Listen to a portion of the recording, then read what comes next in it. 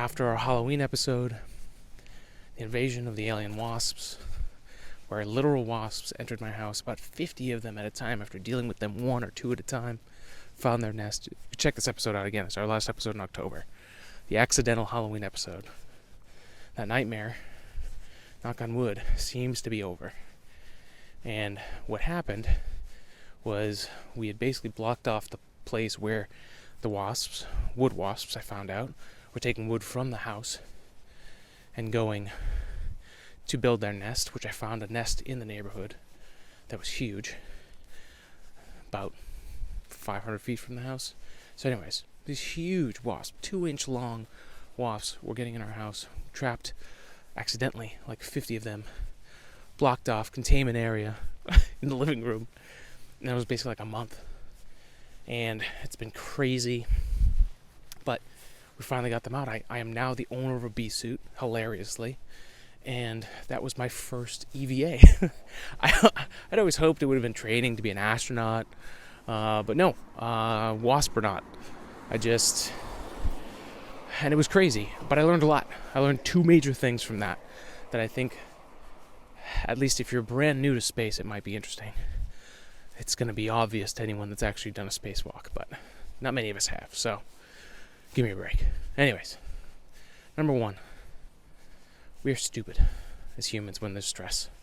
So we had written down all the things we wanted to do. We had some things in there we wanted to take out, and we wanted to check a few things, see if they were in the walls, see where they might have been hiding. And what we ended up doing was writing a sticky note, and it's so good that we did, because I literally forgot everything as I was going in there. Super stressful. I'm not super confident in the spacesuit.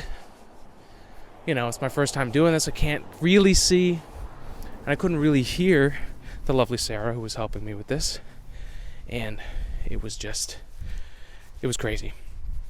But that's why things need to be planned out ahead of time as much as they can be.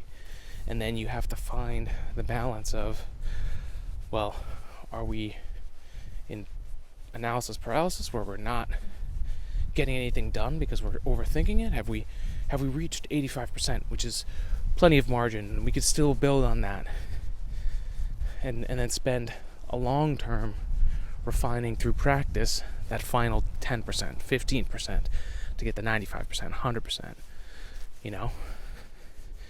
Or can you just launch it at 85%? So, we thought of things, and to that point, we thought of things while we were in there that we wanted to check, we wanted to look at. But when I went in there, I completely forgot everything. So it is, spacewalking and humans living in space, we're not supposed to be there. So the people that do it first have to figure out the process.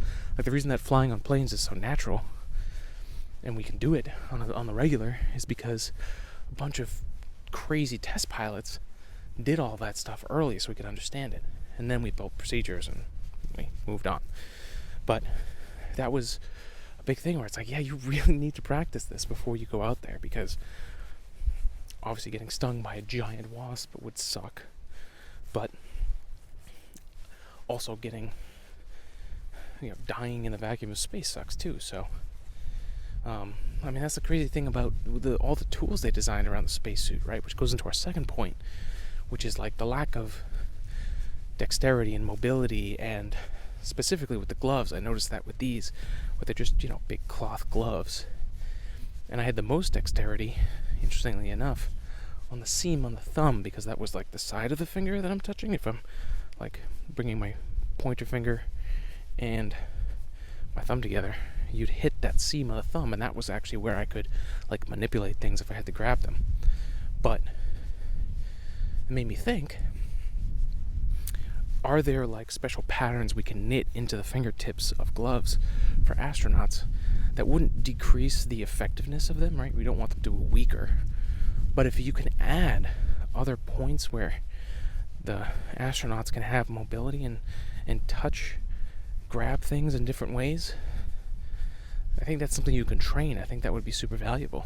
I don't know if we do that already. If you know of something like that, please let me know. But I thought it was fascinating. Just the little things that you don't realize until you do it. And that's kind of the whole theme here. It's as scientists, we get stuck in paralysis analysis a lot. And at the end of the day, the most important thing is that it gets done. And it doesn't have to be 100% done. And you can get better. There's room to get better. We're humans. That's part of the deal. We have to get better over time. But that's it, folks. I think I've gone on long enough. Thank you for being a part of this podcast, listening, subscribing, sharing, whatever it is that you've been doing. Even if this is your first episode, thank you. I really appreciate it. And looking forward to the future here. We're going to have a really interesting December as Artemis 1 comes back down to Earth. They're going to test those heat shields. And we'll also, apparently, there's an exhibit in Boston of NASA moon missions that's traveling. I think Space Adventures is the name. And I'm going to try and hit that up in the middle of the month. I'll let you know what that's like. It looks really cool. It's going to be a lot of VR experiences. There's going to be a full lunar lander that's going to be there. It's going to be awesome. So I'm looking forward to that. I hope you guys have a great holiday season. Stay safe. If you're traveling, if you're flying, if you're driving, if you're on a train, whatever it is, a boat. Hope you have a good time. For those in the U.S., have a happy Thanksgiving. For those around the world, have a great week. And make sure to spread love and spread science. And have a good one. We'll see you next time. See ya.